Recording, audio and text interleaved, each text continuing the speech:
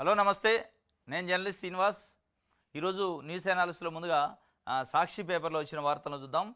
దద్దరిల్లిన దండకారణ్యం. ఛత్తీస్గఢ్ ఒడిశా సరిహద్దుల్లో భారీ ఎన్కౌంటర్ అయింది. 16 మంది మావోయిస్టులు మృతి చెందారట. మృతుల్లో కేంద్ర కమిటీ సభ్యుడు చలపతి కీలక నేతలు ఉన్నట్లు ప్రచారం. సోమవారం ఉదయమే మొదలైన ఎన్కౌంటర్. దశల వారీగా ఎదురు కాల్పులు. తొలి రోజున 2, రెండో రోజు 14 మంది మృతదేహాలు లభ్యమట. ఇంకా కొనసాగుతున్న బలగాల కూంబింగ్. 25 నుంచి 30 వరకు మావోయిస్టులు మృతి చెంది ఉండొచ్చు అని అంచనాలు. కాంకేర్ ఎన్కౌంటర్ జరిగి వారం తిరగకముందే మరో ఎదురు దెబ్బ. నిన్న దద్దరిల్లింద దండకారణ్యం. కేంద్ర హోంశాఖ మంత్రి అమిత్ షా గారు కరెక్ట్గా 3-4 రోజుల క్రితం వచ్చిండు ఆంధ్రప్రదేశ్కి. చంద్రబాబు నాయుడు గారి ఇంట్లో విందు భోజనం చేసిండు. అక్కడ నుంచి ఎన్డీఆర్ఎఫ్కి సంబంధించి ఒక కార్యక్రమంలో అటెండ్ అయ్యిండు. మరి అక్కడ ఏమైనా రివ్యూ జరిగిందా? పోలీసులకి ఆదేశాలు ఏమైనా ఇచ్చారా? నక్సలిజం పైన ఎట్లాంటి చర్యలు తీసుకుంటున్నారు, లా అండ్ ఆర్డర్ ఇష్యూలు అనేది తెలియదు. కానీ ఒరిస్సా ఛత్తీస్గఢ్ సరిహద్దుల్లో అయితే భారీ ఎన్కౌంటర్ జరిగితే 16 మంది చనిపోయారు. పాపం ఒక ఇద్దరేమో మొన్న చనిపోయారట, 14 మంది ఇంకొక రోజు చనిపోయారట. డే బై డే 16 మంది మావోయిస్టుల మృతి. మొత్తానికి మావోయిస్టులకి అయితే ఇది పెద్ద దెబ్బే. ఈ మధ్య కాలంలోనే కాంకేర్ ఎన్కౌంటర్ అని పెద్ద ఎత్తున జరిగింది. అది మరొక ముందే ఇది ఒకటి జరిగింది. వాళ్ళ ఉద్యమానికి, వాళ్ళ ఆర్గనైజేషన్కి అయితే చాలా పెద్ద దెబ్బ అనే చెప్పాలి. ఇది ఒక వార్త. అయితే టీడీపీలో సీనియర్లకు పొగబెడతానరట. పార్టీపై పూర్తి పట్టు కోసం లోకేష్ ఎత్తులు. కొత్త వారికి అవకాశం పేరుతో పాత వారికి ఉద్వాసన. సీనియర్ల వల్ల ఉపయోగం లేదని, పార్టీకి భారమని ముద్ర. పొలిట్ బ్యూరో కేంద్ర రాష్ట్ర కమిటీల్లో భారీ మార్పులు. లోకేష్ చెప్పిన వారికి పదవులు. సానా సతీష్, రామ్మోహన్ నాయుడు, కేశినేని చిన్ని వంటి వారికి ప్రాధాన్యం. యనమల, సోమిరెడ్డి, బుచ్చయ్య చౌదరి తదితరుల శకం ముగిసినట్లే అని చెప్పి ఒక వార్త. తెలుగుదేశం పార్టీలో సీనియర్లకు పొగబెడతారట. ఎవరు? నారా లోకేష్ గారు అండ్ చంద్రబాబు నాయుడు గారు. చంద్రబాబు నాయుడు గారికి నారా లోకేష్ గారికి లైన్ క్లియరెన్స్ చేయడానికి, పార్టీ మీద వాళ్ళ కుమారుడు నారా లోకేష్ పట్టు సాధించాలంటే సీనియర్లు ఉంటే వాళ్ళు మాట వినరు. వాళ్ళ అనుభవం ఎక్కువ కదా. వాళ్ళ దగ్గరికి ఈయన పోయి సలహాలు తీసుకోవాలి తప్ప వాళ్ళు వచ్చి ఈయన దగ్గరికి చేతులు కట్టుకొని అడిగే పరిస్థితి ఉండదు. కాబట్టి ఈయనకు సమకాలికలైన రామ్మోహన్ నాయుడు, సానా సతీషో, కేశినేనికి సంబంధించి కేశినేని శివనాథో, గంట ఇట్లాంటి వాళ్ళు, హరీషు ఇట్లాంటి వాళ్ళు అయితే అన్న అనుకుంటూ చెప్పినట్టు ఆడ తిరుగుతుంటారు. మొత్తానికి పట్టు ఆంధ్రప్రదేశ్లో తెలుగుదేశం పార్టీ పైన పూర్తి ఆధిపత్యాన్ని, పట్టుని లోకేష్ గారికి ఇవ్వాలంటే సీనియర్లకి పొగే పెట్టాలని వాళ్ళు నిర్ణయించుకున్నారట. మీ అవసరం లేదు అనే పద్ధతిలో కూడా వాళ్ళ బిహేవియర్ కానీ, వాళ్ళ యాటిట్యూడ్, వాళ్ళ కార్యక్రమాలు అట్లే ఉన్నాయి. మంత్రివర్గ విస్తరణ కాడి నుంచి పార్టీ పదవుల పంపకాలలో చూస్తే అదే కనిపిస్తుంది. కానీ తెలుగుదేశం పార్టీలో ఉన్న సీనియర్ కార్యకర్తలు, సీనియర్ నాయకులు అనుకునేది పొగ కాదు, నిప్పు పెడతాను అని. తెలుగుదేశం పార్టీలో సీనియర్లకి పొగ పెట్టలే, పొగ అయిపోయింది, పొగ స్టేజ్ దాటిపోయి నిప్పే పెడతారు. ఉత్త పొగ అయితే పోవట్లేదని చెప్పి, నిప్పు అయితే మంటకి తట్టుకోలేక బయటికి పోవాల్సిందే కదా. ఇక ఆ పరిస్థితిని గమనించే యనమల రామకృష్ణుడు లాంటి సీనియరు కాకినాడ పోర్టు విషయంలో డైరెక్ట్గా ముఖ్యమంత్రి గారికి లెటర్ రాసిండు. ఏదో కేవీ రావు చౌదరి, ఈవీ రావు చౌదరి ఉంది కదా, ఆయన గురించి సింపతి ఎందుకు చూపిస్తున్నారు? అది ఒక రాబాందు లాంటి వ్యక్తి, ఎస్సీ, ఎస్టీ, బీసీ మైనార్టీలకు సంబంధించిన భూములు గుంజుకొని దాష్టికం చేసిండు. ఆయనకి ఎట్లా మీరు పార్టీ పరంగా సపోర్ట్ చేస్తారని చంద్రబాబు నాయుడు గారు లెటర్ రాసిండు. లెటర్ రాస్తే ఆయన పైన Telugu Desam party social media, Telugu Desam party Nara లోకేష్కి భజన చేసేటోళ్లతోని గానా భజానా చేయించారు. ఇది పొగ కాదు, నిప్పే పెడతారు. నిప్పు పెట్టి గోరెంట్ల బుచ్చయ్య చౌదరి కావచ్చు, గంటా శ్రీనివాసరావు కావచ్చు, బండారు సత్యనారాయణమూర్తి కావచ్చు, యనమల రామకృష్ణుడు కావచ్చు, ఇట్లాంటి వాళ్ళు చాలా సీనియర్ నాయకులు ఉన్నారు. తెలుగుదేశం పార్టీ ఏర్పాటు నుంచి ఉన్నోళ్ళు ఉన్నారు. వాళ్ళు చాలా అనుభవజ్ఞులు కూడా. వాళ్ళని పక్కన పడేస్తే తప్ప నా కొడుక్కి క్లియర్ కాదని పొగ పెడతాడు. పొగ కాదు, నిప్పు పెట్టిండు మొత్తానికి. ఇది ఒక వార్త సాక్షికి సంబంధించి.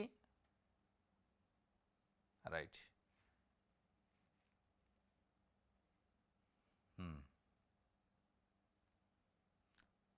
ఫీజుల వసూళ్లపై నియంత్రణ ఏది? వైఎస్ఆర్సీపీ విద్యార్థి విభాగం వర్కింగ్ ప్రెసిడెంట్ ఏ రవిచంద్ర ధ్వజం.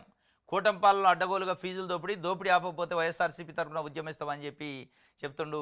నిన్న కృష్ణా జిల్లా గోశాల దగ్గర ఉన్న శ్రీ చైతన్య క్యాంపస్లో సంక్రాంతి సెలవులకు పోయి ఇంటర్మీడియట్ సెకండ్ ఇయర్ చదువుతున్న ఒక గౌతమ్ అనే ఒక స్టూడెంట్ వాళ్ళ పేరెంట్ తీసుకొని వచ్చిండు ఫాదరు వెకేషన్ అయిన తర్వాత. తీసుకొస్తే ఫీజు కడితే గేటు తెస్తాం లేకపోతే లేదన్నారు. గేటు తీయటానికి కూడా లోపలికి ఎంటర్ కావాలంటే ఫీజు పే చేయాలన్నాడు. కానీ విద్యా సంస్థల పేరుతోనే సొసైటీలు, ఎడ్యుకేషనల్ సొసైటీల పేరుతోని మేము సేవ చేస్తామని వస్తారు వీళ్ళు. నారాయణ కానీ శ్రీ చైతన్య కానీ ఎవడైనా వచ్చి మీరు చేస్తుంది ఏంది ఒక వ్యాపారం. వ్యాపారం ఎట్లాంటి వ్యాపారం లెక్క ఉందంటే అది క్లబ్బులు నడిపే వ్యాపారం, రాక్ డ్యాన్సులు వేస్తారు కదా అవి నడిపే వ్యాపారం, పబ్బులు నడిపే వ్యాపారం లెక్క ఉంది. ఈ పబ్బులు క్లబ్బుల్లో కూడా ఎంట్రీ దగ్గర మనిషి ఉంటాడు, డబ్బులు ఇస్తే టికెట్ ఇస్తేనే లోపల పోనిస్తాడు. మరి వాటికి మీకు తేడా ఉంది? పబ్బులకి క్లబ్బులకి సినిమా హాళ్ళకి మీకు తేడా ఏముంది? మీకు 2 సంవత్సరాల నుంచి చదువుతున్న విద్యార్థి ఆ పేరెంట్కి మీకు ఒక బాండింగ్ ఉంటుంది. ఇవాళ కాతే రేపిస్తాడు ఫీజు, ఎగ్జామ్స్ వరకు పే చేసుకుంటాడు. ఏం కొంపలు మునుగుతున్నాయి, భూమి బద్దలైద్దా? ఒకళ్ళు అరో పేదోళ్ళు బెక్కోళ్ళు ఉంటారు, ఇబ్బందికరమైన పరిస్థితులు ఉంటాయి, కరువు, రకరకాల వ్యవసాయ కుటుంబాల నుంచి వచ్చిన వాళ్ళు ఉంటారు. అంటే నువ్వు గేట్ కాడ ఆపడానికి అది పబ్బా, క్లబ్బా, సినిమా హాలా? ఈ టికెట్ 3 గంటలు ఉంటే సినిమా చూస్తే వెళ్ళిపోతారు, మనకు డబ్బులు రావనుకోవడానికి. 2 సంవత్సరాలు ఉంటే విద్యార్థి విద్యాబుద్ధులు నేర్పాల్సిన వాళ్ళు మీరు ఏమి నేర్పుతున్నారు? దందా బుద్ధి నేర్పుతున్నారు పిల్లలకి. ఎట్లా దందా చేయాలి, ఎట్లా జలగల్లెక్క ప్రజల రక్తం దాగాలని నేర్పుతున్నారా అనేది వైఎస్ఆర్సీపీ విద్యార్థి విభాగం చెప్తుంది. మేము ఉద్యమిస్తాం అవసరం అయితే అని చెప్పి. శ్రీ చైతన్య కానీ నారాయణ కానీ ప్రధానంగా చాలా అంటే ఇబ్బందికరమైన పరిస్థితుల్లో పేరెంట్స్ని ఇబ్బంది పెడుతున్నాయి. అయినా కానీ ప్రభుత్వాలు చర్యలు, అటు తెలంగాణ ఇటు ఏపీ ప్రభుత్వాలు ఒక రకంగా ఇంటర్మీడియట్ బోర్డు మొత్తం కూడా నారాయణ శ్రీ చైతన్య చేతిలో బందీ అయింది అలా 2 తెలుగు రాష్ట్రాల్లో, దాంట్లో డౌటే లేదు. ఇంటర్మీడియట్ బోర్డులో ఉన్న అధికారులు నేను నడిపేది ప్రభుత్వం కాదు, నారాయణ శ్రీ చైతన్య విద్యా సంస్థలా అనే విధంగా ఉంది అలా. మరి దీనిపైన అసలు ఎడిపోతుందో తెలియదు, కానీ ఫీజుల వసూలుపైన నియంత్రణ ఏదంటే నియంత్రణ ఉండదు. ఉండటానికి వాళ్ళు ఎందుకు? ఇప్పుడు వాళ్ళకి మోట్లు వస్తున్నాయి, పార్టీ ఫండ్లు వస్తాయి, నీ ఇష్టం ఎంత వసూలు చేసుకో, మాకు ఇంత ఇవ్వాలంటారు వీళ్ళు. ఇక వాళ్ళు ఎందుకు చర్యలు తీసుకుంటారు? ఎన్ని ఆత్మహత్యలు నారాయణ శ్రీ చైతన్యలు, నారాయణలు అయితే ఇంకెక్కువ. పిల్లల్ని ఒత్తిడి, రకరకాల ఇబ్బందులు, ఫీజుల కోసం, చదువు కోసం, అది ఒక రకమైన పద్ధతి అన్నట్టు. ఇప్పుడు ఎస్సీఆర్టీ, ఎన్సీఆర్టీ అని ఉంటాయి, వాళ్ళు ఒక పద్ధతి నేర్పుతారు, వాళ్ళు ఒక కరికులం ఇస్తారు, వాళ్ళు ఒక సిస్టమేటిక్ ఈ పీరియడ్లో ఇట్లా నడవాలని చూస్తారు. వాళ్ళకి అట్టుండదు. 10th క్లాస్ చదివేటోడికి ఇంటర్మీడియట్ సిలబస్ చెప్తారు, 8th క్లాస్ చదివేటోడికి ఇంటర్మీడియట్ ఫస్ట్ ఇయర్ సిలబస్ చెబుతారు. ఆ లోడు భరించలేక, ఒత్తిడి భరించలేక ఆత్మహత్యలు చేసుకుంటున్నారు. ఎవడన్నా దానిపై ఎందుకు నారాయణ విద్యా సంస్థల్లో ఆత్మహత్యలు చేసుకుంటున్నారు పిల్లలని ప్రభుత్వం కానీ, మహిళా హక్కుల కమిషన్లు కానీ, ఎస్సీ ఎస్టీ బీసీ హక్కుల కమిషన్లు కానీ మాట్లాడుతున్నాయా? మాట్లాడు. ఎందుకంటే ప్రభుత్వాలు వాళ్ళ కింద ఉన్నాయి, ప్రభుత్వం కింద వాళ్ళు లేరు. ఇవాళ ప్రైవేటు విద్యా సంస్థలు ప్రభుత్వాలనే వాళ్ళు ఇన్ఫ్లుయెన్స్ చేస్తున్నారు. అందుకే ఈ జరుగుతాయి. ఇగో టీడీపీలో సీనియర్లు అశోక్ గజపతిరాజు, యనమల రామకృష్ణుడు, పల్లా శ్రీనివాసరావు గారు ఇప్పుడు రాష్ట్ర తెలుగుదేశం పార్టీ అధ్యక్షుడు ఆంధ్రప్రదేశ్కి. ఆయన కట్ట జోడు పదవులు ఉన్నాయని ఒకటి బేకాలని చూస్తున్నాడు. జోడైంది ఒకటి ఎమ్మెల్యేగా ఉండగా ఇంకోటి ఇది. మరి నారా లోకేష్ ఎమ్మెల్యేగా ఉండు, మంత్రిగా ఉండు, మళ్ళా జనరల్ సెక్రటరీ ఉండు, తెలుగుదేశం పార్టీ జాతీయ ప్రధాన కార్యదర్శి. చంద్రబాబు నాయుడు గారు ముఖ్యమంత్రిగా ఉండు, ఎమ్మెల్యేగా ఉండు, మళ్ళా తెలుగుదేశం పార్టీ జాతీయ అధ్యక్షుడిగా ఉండు. అంటే మీకు ఇద్దరికి ఎగ్జామ్షన్ ఉందా? అంటే మీ కంపెనీ ఇది? అసలు దానికి ఒక బైలా, దానికి ఒక చట్టం లేదా పార్టీకి? అంటే బీసీలు, బడుగు బలహీన వర్గాల నాయకులకి రూల్స్ ఉంటాయి, వాళ్ళు కావాలనుకున్న నాయకులకి రూల్స్ లేవు. ఇగో లోకేష్ చేతిలోకి మొత్తం పొలిటి బ్యూరో పోతుందట. ఎప్పుడో పోయింది, ఇప్పుడు పోవటం అయింది. ఇది ఒక వార్త. ఈయన ఒక ఆయన మాట్లాడతాను, నిన్న మీటింగ్లో మాట్లాడండి. ఆ వీడియో అంతా చూస్తే ఎంత ఎబెట్టుకుందంటే, జగన్ను కమ్మవాళ్ళు అడ్డుకోవాలి, ఆయన సీఎం కాకుండా ఏం చేయడానికైనా సిద్ధంగా ఉండాలి. రిటైర్డ్ ఐపీఎస్ అధికారి ఏబి వెంకటేశ్వరరావు వివాదాస్పద వ్యాఖ్యలు. వాడు వీడు అంటూ మాజీ సీఎంను తూలనాడుతూ బహిరంగ ప్రసంగం, సోషల్ మీడియాలో వైరల్గా మారిన ఏబీవీ వ్యాఖ్యలు, విద్వేషాలు రెచ్చగొట్టడంపై సామాజికవేత్తల విభ్రాంతి. ఆయన వ్యాఖ్యలను ఉపసంహరించుకోవాలని డిమాండ్. ఎందుకు ఉపసంహరించు? ఆయన కావాలని. ఆయన ఎంత యారగెంట్గా మాట్లాడిందంటే, వాడు ముఖ్యమంత్రి అయిన తర్వాత 2వ జీవో నాదే ట్రాన్స్ఫర్ అని. నువ్వేమన్నా అతీతుడా రాజ్యాంగానికి, భారత ప్రజాస్వామ్య రాజ్యాంగానికి? ప్రజలు ఎన్నుకున్న ముఖ్యమంత్రి ఆయన ఎవరినైనా ట్రాన్స్ఫర్ చేస్తారో ఎవరికైనా పోస్టింగ్ ఇవ్వడు. నీకేమైనా కొమ్ములు ఉన్నాయా? ట్రాన్స్ఫర్ చేస్తే వాడు నా ట్రాన్స్ఫర్ చేసిన రెండో జీవో అన్న వాడంటే ముఖ్యమంత్రి కదా.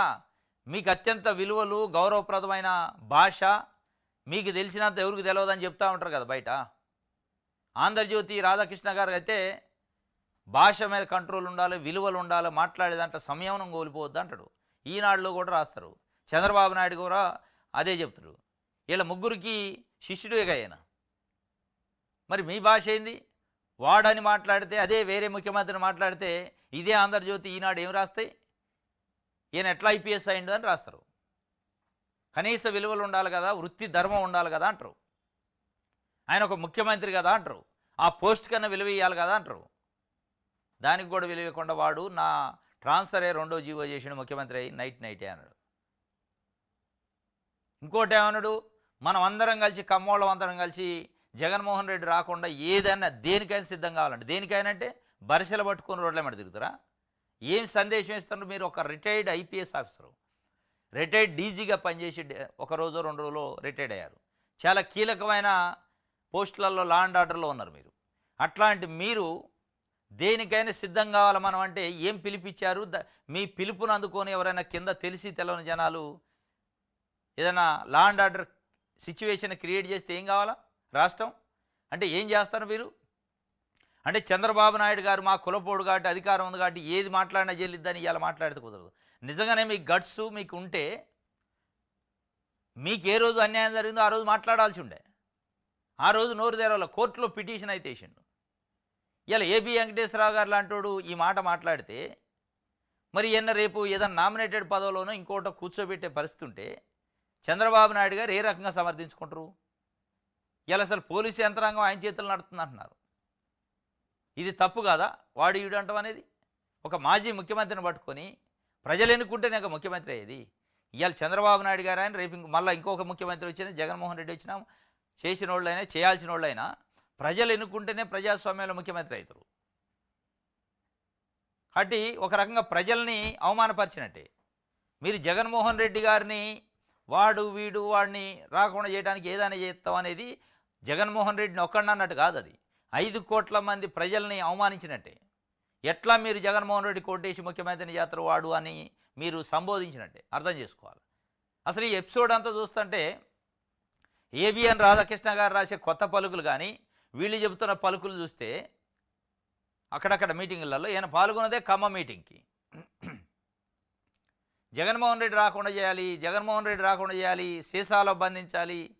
జర్నలిస్ట్ ఆయన, విలువలతో కూడిన జర్నలిజం అంటాడు.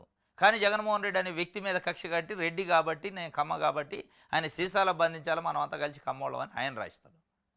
ఈయన ఒక రిటైర్డ్ ఐపీఎస్ ఆఫీసర్గా పనిచేసిన ఈయన మన కమ్మోళ్ళం అంతా కలిసి ఏదైనా చేయాలి కానీ జగన్మోహన్ రెడ్డి రానియద్దు అంటారు.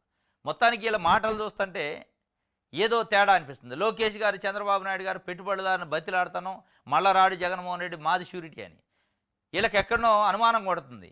మన పని అయిపోయింది, మన కథ అయిపోయింది, మళ్ళీ జగన్మోహన్ రెడ్డిదే వచ్చే రోజులు ఆయనే అని డౌట్ వచ్చిందా మరి, లేకపోతే ఆ వాతావరణం కనపడుతుందా కానీ ఒక భయాందోళనలో ఉన్నారు. ఎప్పుడో ఎన్నికలు ఉన్నాయి, ఇంకా 4 ఏళ్ల తర్వాత, ఇంకా 4.5 సంవత్సరాలు ఉంది. 4.5 సంవత్సరాల తర్వాత జరిగే ఎన్నికల గురించి జగన్మోహన్ రెడ్డి రానియొద్దు, జగన్మోహన్ రెడ్డిని ఆపాలి అనే ఎందుకు ఆ వాతావరణం వస్తుందనేదే ఇప్పుడు పెద్ద ప్రశ్న. అంటే స్పష్టంగా ప్రజల నాడి వాళ్ళకి అర్థమవుతుంది. ప్రజలు రెవల్యూషన్లో ఉండరు, చాలా అసంతృప్తితో ఉండరు. చంద్రబాబు నాయుడు గారు చెప్పిన మాటలకి చేస్తున్న చేతలకి సంబంధం లేదు. జగన్మోహన్ రెడ్డి కరోనా ఉన్నప్పటికీ అద్భుతంగా దాదాపు 2,60,000 కోట్ల రూపాయల ప్రజలకి డైరెక్ట్ బెనిఫిట్ స్కీమ్లో వాళ్ళ అకౌంట్లలో వేసిండు.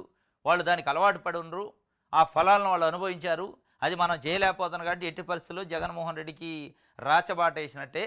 దాన్ని ఏదో ఒక రకంగా అడ్డుకోవాలి. ఇక మళ్ళీ ఇండైరెక్ట్గా దొంగ దెబ్బ తీయాలి, సావు దెబ్బ తీయాలనే ఒక ప్రయత్నం చేస్తానరా అనిపిస్తుంది. ఇవన్నీ చూస్తుంటే ఎపిసోడ్స్ వాళ్ళు ఒప్పుకుంటున్నారు. మళ్ళా కాలం జగన్మోహన్ రెడ్డిది, వచ్చే ఎన్నికలు జగన్మోహన్ రెడ్డి తప్ప ఇక అయిపోయింది మన పని అనే ఒక పద్ధతిలో ఒక నిర్వేదంలో మాట్లాడుతున్నట్టు ఉంది. ఏం చేయడానికైనా సిద్ధంగా ఉండండి అంటుండు. ఏం చేయడానికైనా కత్తులు బరిసెలు పట్టుకోవటమే ఉంది. ఇక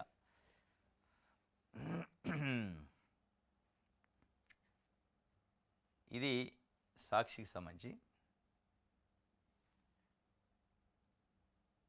దిశ పేపర్ చూద్దాం.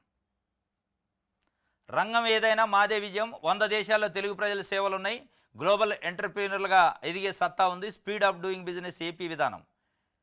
రంగం ఏదైనా కానీ మందే విజయం అంటాడు. దేనికో మరి చంద్రబాబు నాయుడు గారు పెట్టుబడిదారులతో అక్కడ పోయి చెబుతుండే, ఎక్కడున్నా దేశం ప్రపంచంలో తెలుగు వాళ్ళమే ఉన్నాం, మందే అంటాడు. తర్వాత ఏపీలో మద్యం షాపులకు మళ్ళీ నోటిఫికేషన్ ఇచ్చారట. గీత కార్మికులకు రిజర్వ్ చేసిన 335 షాపులకు నోటిఫికేషను, ఒక్కో షాపునకు 2 లక్షల రూపాయల నాన్ రీఫండబుల్ ఫీజు, అభ్యర్థికి ఒక్క షాపే మాత్రమే కేటాయింపు. ఏపీలో మద్యం షాపులకు నోటిఫికేషన్ వచ్చింది.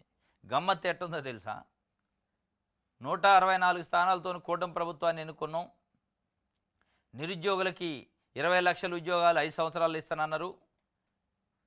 ఇక నోటిఫికేషన్లు వస్తాయేమో అనుకోండి, ఉద్యోగ నోటిఫికేషన్ రావట్లేదు. వైన్ షాపుల నోటిఫికేషన్ వస్తున్నాయి, ఒకటి పోయింది, రెండోది కూడా వచ్చింది. గౌడ కులస్తులకి రిజర్వేషన్ పేరుతోని 335 షాపులు ఇస్తానని ప్రభుత్వం జీవో చేసింది, దానికోసం నోటిఫికేషన్ ఇచ్చింది. ఉద్యోగ నోటిఫికేషన్లు, ఉద్యోగాల భర్తీకి నోటిఫికేషన్లు రావట్లే, వాటి బదులు ఏమొస్తున్నాయి? మద్యం షాపుల నోటిఫికేషన్లు వస్తున్నాయి. గ్రామాలలో కొత్త స్కూళ్ళు, ఉన్న స్కూల్ని మౌలిక సదుపాయాలు కల్పించి కాస్త మంచి గవర్నమెంట్ స్కూల్ని ప్రైవేట్ స్కూల్కి ధీటుగా తయారు చేస్తారేమో అనుకున్నారు. వాటిని మూసేసి వైన్ షాపులు తెరుతున్నారు. గ్రామాలలో బెల్ట్ షాపులు, ఊర్లలోనే స్కూళ్ళు మూసేసి బెల్ట్ షాపులు, రాష్ట్ర వ్యాప్తంగానే ఉద్యోగ నోటిఫికేషన్లు బంద్ చేసి వైన్ షాపుల మద్యం నోటిఫికేషన్లు వేస్తున్నారు. ఇది ఎలా నడుస్తుంది? 335 షాపులకి గీత కార్మికులకు రిజర్వ్ చేశారట. 2 లక్షల రూపాయల నాన్ రీఫండబుల్ ఫీజు ఉంటుంది, అభ్యర్థికి ఒక షాప్ మాత్రమే కేటాయిస్తారట. అంటే అన్నిటికి ఉందే, ఓన్లీ గౌడ్స్కి ఇచ్చే దాంట్లోనే అభ్యర్థికి ఒకటే. మిగతా మొన్న ఇచ్చిన దాంట్లో ఒక్కొక్క అభ్యర్థి ఎన్నిసార్లు అయినా వేయచ్చు, ఎన్నైనా పొందొచ్చు అని ఉంది. మరి ఇక్కడికి వచ్చేటాలని కండిషన్ పెట్టిండి, ఏందో మరి కథ. రైట్, ఇది దిశకు సంబంధించి.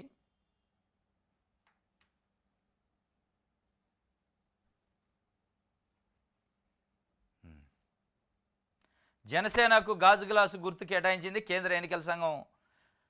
ఎందుకంటే గుర్తింపు పొందిన పార్టీగా జనసేన రిజర్వ్ చేసిన ఎన్నికల సంఘం. ఎందుకంటే వాళ్ళకు 2014లో పార్టీ పెట్టారులే, కానీ పార్టీ పెట్టాక ఎన్నికల కంటెస్ట్ చేయలే. తర్వాత 2019లో కంటెస్ట్ చేశారు, కానీ సీట్లు గెలవలే, సరైన ఓట్ షేరింగ్ రాలే. ఇప్పుడు మొన్న ఎన్ని స్థానాలు పోటీ చేస్తే అన్ని 100కి 100 స్ట్రైక్ రేట్ సాధించిండు మన జనసేన పార్టీ. దానికి పాత గుర్తు గాజు గ్లాస్ గుర్తుని కన్ఫామ్ చేస్తే ఎన్నికల సంఘం డిక్లేర్ చేసింది నిన్న. వాళ్ళు మొత్తానికి సంతోషంగా ఉన్నారు, ఎందుకంటే వాళ్ళకి ఆల్రెడీ ఈ గుర్తు అనేది ప్రజల్లోకి పోయింది కాబట్టి అదే గుర్తుని ఎన్నికల సంఘం కూడా కేటాయింపు చేసింది కాబట్టి ఇక వాళ్ళకి ఇప్పుడు ఇబ్బంది లేదు. ఇంకోటి, మీటింగ్ వద్దు, ఆన్లైన్ రమ్మీ ముద్దట, ఉన్నతాధికారుల సమక్షంలో అనంతపురం డిఆర్ఓ నిర్వాకం. సోషల్ మీడియాలో వీడియో వైరల్, కలెక్టర్ ఆగ్రహం వ్యక్తం చేసిండట. ఈయన పనే ఇదట్టుంది. DRO district revenue officer Anantapur కలెక్టరేట్లో జరిగిందట.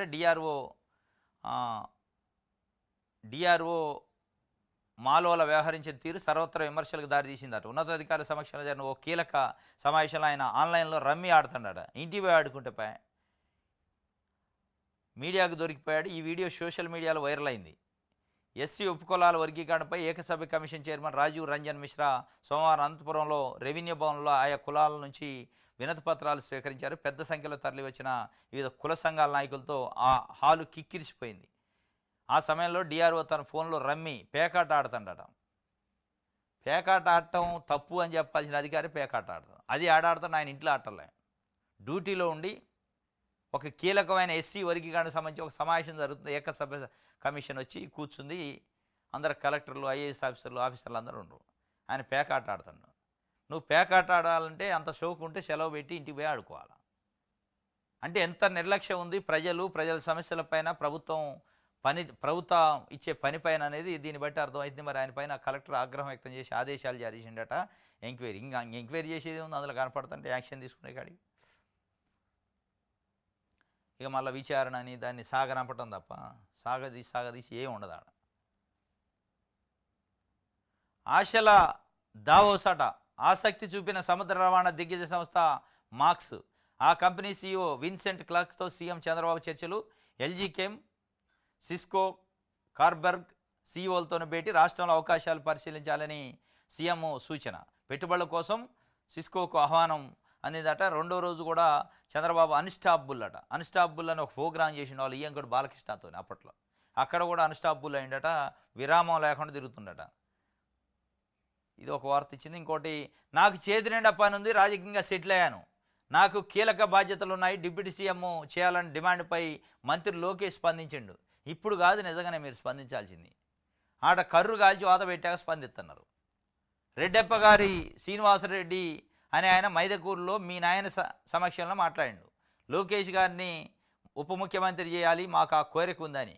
అయ్యాలనే ఆయన మళ్ళీ మైకు తీసుకొని మాట్లాడండి చంద్రబాబు నాయుడు గారు ఆయన తర్వాత. నువ్వు అన్నది ముమ్మాటికి 100% తప్పు. ఇది ఇట్లాంటి స్టేజ్ల మీద జనసేన బీజేపీ మనం కూర్చొని మాట్లాడాల్సిన అంశంపై నువ్వు ఎట్లా మాట్లాడతావు? ఇంకోసారి ఇట్లాంటిది రిపీట్ కావద్దని వార్నింగ్ ఇచ్చిపోయేది. ముషిముషి నవ్వులవి ఏం మాట్లాడలేయాల. ఓహో, ఇది కరెక్టే అట్టుంది. చంద్రబాబు నాయుడు గారు కూడా మనసులో ఉన్నట్టుంది, ఉప ముఖ్యమంత్రి కొడుకుని చేయాలని ఉన్నట్టుందని పోటీలు పడి ఇక ఎవరికి వచ్చినట్టు వాళ్ళు స్టేట్మెంట్లు ఇచ్చారు. ఈ స్టేట్మెంట్ల వల్ల వాళ్ళకి నష్టమేం కాలే. లోకేష్ గారికి చంద్రబాబు నాయుడు గారికి సంతోషించారు, బాగానే రెస్పాన్స్ వచ్చింది మనం పెట్టిన ప్రపోజల్కి అని.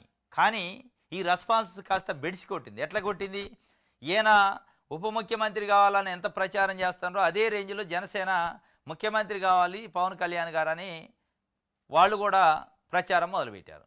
ఇదంతా అటు అటు పోయి నా ముఖ్యమంత్రి సీటుకి ఎసరు వద్దయిందని చెప్పి భయపడి ఇక లేదు లేదు అట్టెట్ట అంటారు ఉప ముఖ్యమంత్రి అని ఆడబడితే అట్లా మీరు తప్పు కదా అని చంద్రబాబు నాయుడు గారు కీలకమైన ఆదేశాలు చేసి, కీలకం లేదు మను లేదు ఇందులో. జనసేన నుంచి ఒత్తిడి వస్తుంది, మళ్ళీ మనకి లేనిపోని ఇబ్బందులు తెచ్చుకొని మనకున్న సీటు కూడా గుంజపోయే పరిస్థితి ఉండదురా నాయన. ఈ ఉప ముఖ్యమంత్రి వద్దు మనొద్దు, నీకున్న పదవితో నువ్వు అన్నీ చేస్తూనే ఉంటావు కదా, ముఖ్యమంత్రి పనులే చేస్తుంటే ఇక నీకు ప్రత్యేకంగా ఉప ముఖ్యమంత్రి పదవి ఏంది ఇచ్చేది? ఇవ్వకపోయినా నా బదులు నువ్వే చేస్తుంటావు అన్నీ. ఐఏఎస్లు ఐపీఎస్లు ఎవరిని ఎక్కడ ఉంచాలనేది, ఏ మంత్రికి ఏం పనులు అప్పచెప్పాలనేది, ఎవరికి ఎట్లా నిధులు ఇవ్వాలని అంతా లోకేష్ చూస్తాడు.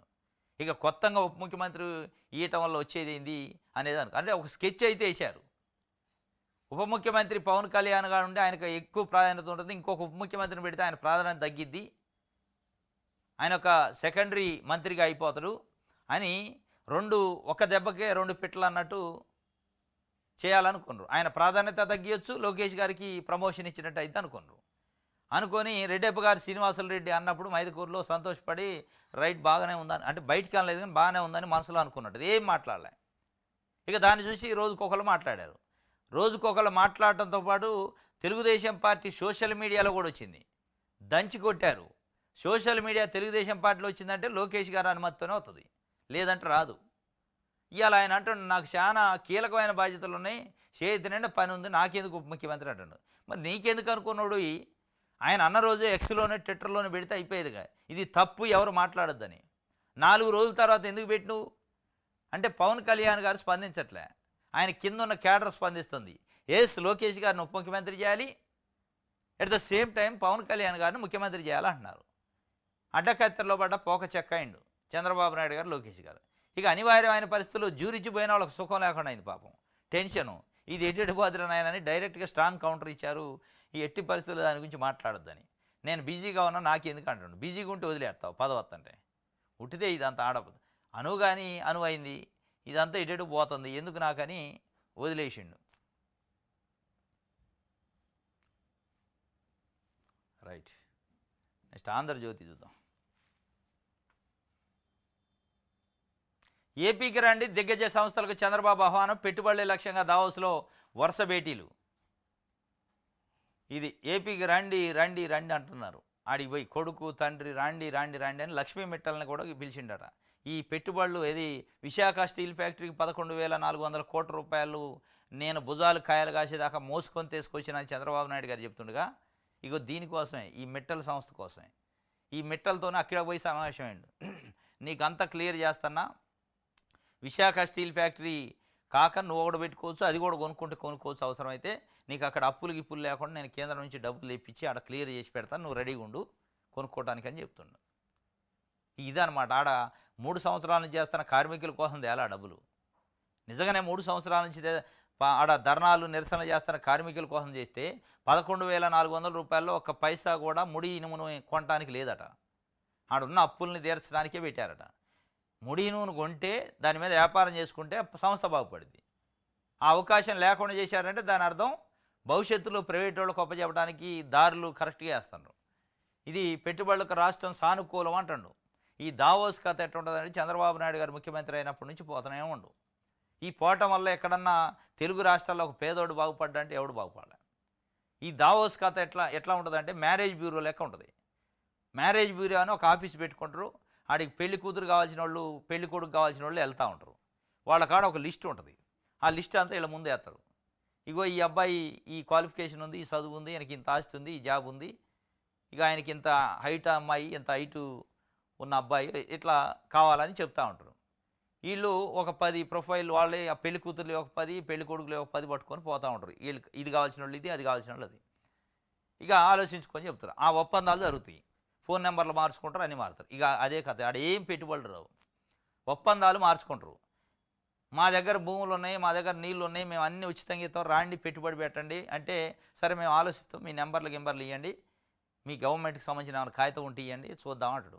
ఈళ్ళు ఏం చెప్తారు, సాయంత్రానికి ప్రెస్‌కి ఇస్తారు. చంద్రబాబు నాయుడు గారు ఇవాళ 18,000 కోట్ల పెట్టుబడులు తెచ్చిండంటాడు.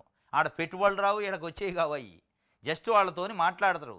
ఓ 18,000 కోట్లు గ్రీన్ హైడ్రోజన్‌కి మాకు దగ్గర ఉంది అవకాశం పెట్టుకోండి అని. సరే చూద్దాంలే అని ఆళ్ళు చెప్తారు. ఇక చూద్దాంలే అనేదాన్ని కూడా ఈడ ఇగో ఆంధ్రజ్యోతి లాంటి దాంట్లో పెద్ద బ్యానర్ ఐటమ్. చంద్రబాబు నాయుడు గారు భుజాల కాయలు కాసిన దాకా 18,000 కోట్లు ఇది గని తొవ్వి తీసుకొచ్చిండంటారు. ఏదో ఆయన సొంతం డబ్బులు తెచ్చినట్టు. ఆ డబ్బులు వచ్చేది లేదు. అదే ఎప్పుడు ఇదంతా నికరమై వాళ్ళ టీం ఈడకొచ్చి ఇది నచ్చి ఓకే అంటే అప్పుడు అయిద్ది. పెళ్లి సంబంధాలు అయినట్టు అయిద్ది. ఇదనమాట. ఇక దీనికోసం ప్రతి సంవత్సరం పోయి మేము పొడిచినాం. జగన్మోహన్ రెడ్డి అసలు దావోసే పోలే అంటాడు. జగన్మోహన్ రెడ్డి దావోస్ పోయిండా, చంద్రబాబు నాయుడు గారు పోయిండా పక్కన పెడితే, ఆ దావోస్ పోయి తెచ్చే డబ్బులు ఎవరి కోసం? ఎవరికి ఉపయోగపడే పెట్టుబడులు? పెట్టుబడిదారులు ఎవడన్నా ఉట్టిగా వస్తాడా? లాభం లేకుండా పారిశ్రామికవేత్తలు వస్తారా? వాళ్ళు వాళ్ళ కంపెనీలో 30, 40 సంవత్సరాలు పనిచేసినోడు చనిపోతే ఒక రూపాయి ఇయ్యరు. ఏది రూల్ ప్రకారం ఇచ్చేదానికంటే ఒక రూపాయి అదనం ఇయ్యడు. ఒక పేదోడుండు చచ్చిపోతాడంటే వాడికి ఒక 1000 రూపాయలు కనీసం విరాళం ఇచ్చే మనస్తత్వం ఉండదు వాళ్ళకి, వ్యాపారస్తులకి. ఇక వాళ్ళట ఇక్కడికి వచ్చి పెట్టుబడులు పెట్టి ఇక్కడ 5 కోట్ల మంది ఆంధ్రప్రదేశ్ ప్రజలను ఉద్ధరిస్తారట. మనం నమ్మాలి. వాడు పెట్టుబడులు పెట్టేది వాని కోసం, వాళ్ళ లాభాల కోసం. అది ఈయనకే తెలుసు, ఆయనకే తెలుసు. ఇక దీన్ని ప్రజలకి ఏదో ఉద్యోగాలు ఇప్పిస్తాం. ఏదో నువ్వు ఇప్పించే ఉద్యోగాలు. వీళ్ళ దగ్గర వీళ్ళ బతుకు జీవనానికి ఆధారమైన భూమిని వాడికిచ్చి, వీడి భూమిని అంతా వాడికాడ పెట్టి నేను ఉద్యోగం ఇప్పిస్తా అంటావు. ఏది నువ్వు ఇచ్చే ఊడిగం ఉద్యోగం? ఇదే ఫార్ములా డెవలప్మెంట్కి? అంటే ఇదే ఫార్ములా చంద్రబాబు నాయుడు గారు విజన్ ఉన్నోడు అంటారు. ఏంది విజను? ప్రైవేట్ వాడిని పట్టుకొచ్చి వాడిని వ్యాపారం చేసుకోవటం కూడా విజనేనా? ఇది రండి అంటున్నారు.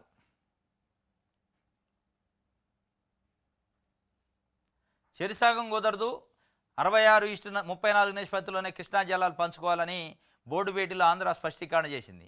తెలంగాణ ఏమంటుందంటే, నిన్న కృష్ణా రివర్ మేనేజ్మెంట్ బోర్డుకు సంబంధించిన సమావేశం జరిగింది హైదరాబాద్లో.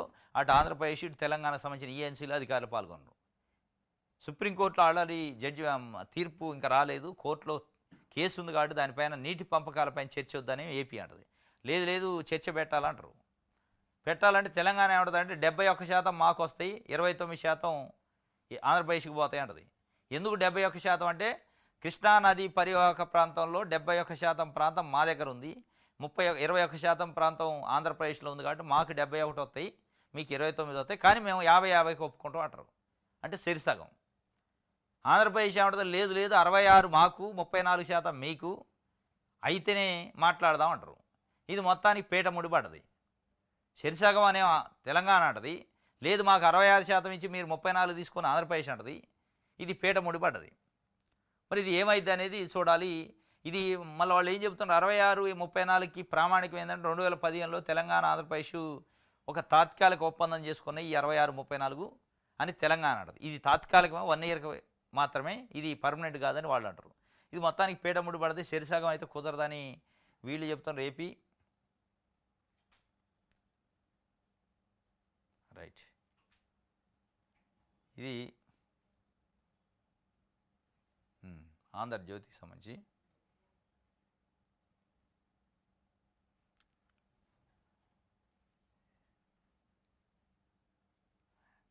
ఈనాడు చూద్దాం.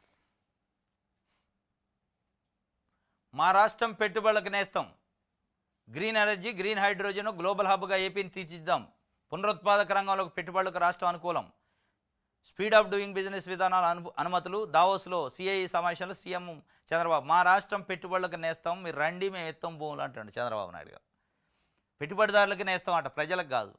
పేద ప్రజలకి, బడుగు బలహీన వర్గాలకు నేస్తాం కాదు, మీకోసమే మేము అక్కడి నుంచి 5 కోట్ల మంది ఆంధ్రప్రదేశ్ ప్రజలు మాకు ఓట్లు వేసి మేము మీ దగ్గర పంపారు, రాష్ట్రంలో ఉన్న భూములను అమ్ముకోవాలని చెప్పినట్టు చెప్తుండు. మీకు అప్పచెప్పమన్నారు అన్నట్టు. ఏంది నేస్తాం? పెట్టుబడులకు నేస్తాం అంటే పెట్టుబడిదారులకు నేస్తాం, పెట్టుబడులకు కాదు.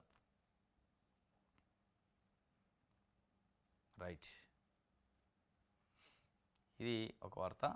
ఎస్, ఇది ఈరోజు న్యూస్ అనాలిసిస్. రేపు తాజా వార్తలతోని తిరిగి కలుసుకుందాం. Thank you.